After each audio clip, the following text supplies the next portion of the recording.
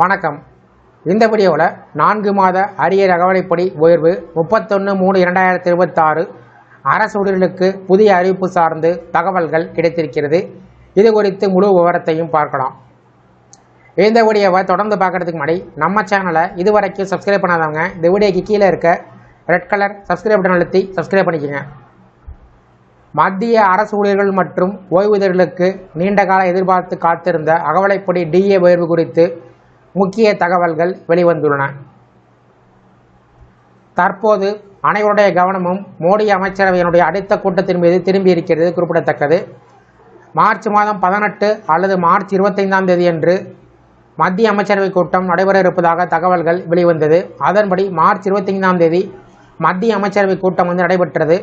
இந்த கூட்டங்களில் டிஏ உயர்வுக்கு மத்திய அமைச்சரவை ஒப்புதல் வழங்கப்படலாம் என்று எதிர்பார்க்கப்பட்டது. ஆனால் அவ்வாறு அறிவிப்பு வெளியிடப்படவில்லை. இதனால் அரசு ஊழியர்கள் மற்றும் ஓய்வூதியர்கள் அதிர்ச்சி அடைந்தார்கள். இதற்கு முன்பு ஹோலி பண்டிகையை ஒட்டி அறிவிப்பு வெளிவரும் என்று எதிர்பார்க்கப்பட்டது. ஆனால் நடைபெறவில்லை. இந்த நிலையில் தற்போது மார்ச் மாத இறுதி அல்லது ஏப்ரல் மாத தொடக்கத்தில் அகவலைப்படி அதிகரிப்பு சார்ந்த அறிவிப்பு வெளியாகும் என்று கூறப்படுகிறது. இந்த நிலையில் அகவலைப்படி கணக்கீடு என்பது AICPIW தரவின் அடிப்படையில் செய்யப்பட்டு வருகிறது. அதன்படி 2025 ஜனவரி முதல் 2025 டிசம்பர் வரை உள்ள 12 மாத சராசரி மதிப்பின் அடிப்படையில் டிஏ நிர்ணயம் செய்யப்படுகிறது. தற்போது இந்த மதிப்பு சுமார் 145.5 உள்ளது.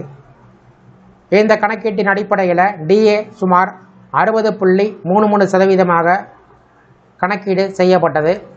இது 60%ஆகவே ரவுண்ட் ஆஃப் செய்யப்படும். அந்த 0.33% கணக்கில் எடுத்துக்கொள்ளப்படாது. இந்த நிலையில் தற்போது உள்ள 58% அகவலைப்படி என்பது 2% அல்லது 3% உயர்ந்து 60% அல்லது 61% வரை செல்லக்கூடிய வாய்ப்புகள் உள்ளது.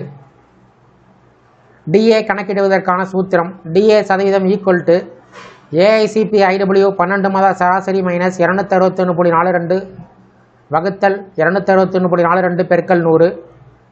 மேலும் புதிய அதாவது 2016 அடிப்படை குறியீட்டை பழைய 2021 அடிப்படையுடன் இணைப்பதற்கு 2.88 மல்டிப்ளையர் பயன்படுத்தப்பட்டது.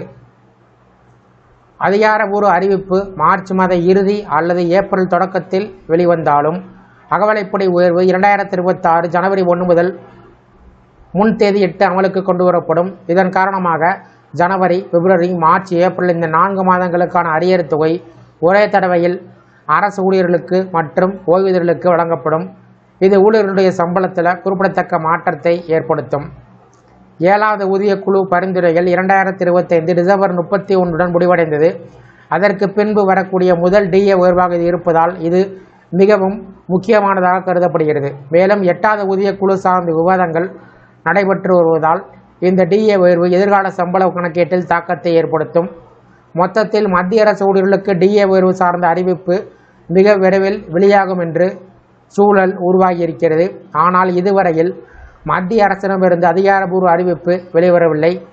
எனவே அடுத்த அமைச்சரவை கூட்டம் மீது கவனங்கள் திரும்பியிருப்பது குறிப்பிடத்தக்கது. இந்த வீடியோ குறித்த உங்களோட கருத்துக்களை கமெண்ட் செக்ஷனில் கமெண்ட் பண்ணுங்கள். இந்த வீடியோ பிடிச்சிருந்தால் வீடியோக்கு ஒரு லைக் பண்ணுங்கள். இந்த வீடியோவை அனைவருக்கும் ஷேர் பண்ணுங்கள். மற்றும் ஒரு பயனுள்ள வீடியோவில் சந்திப்போம்.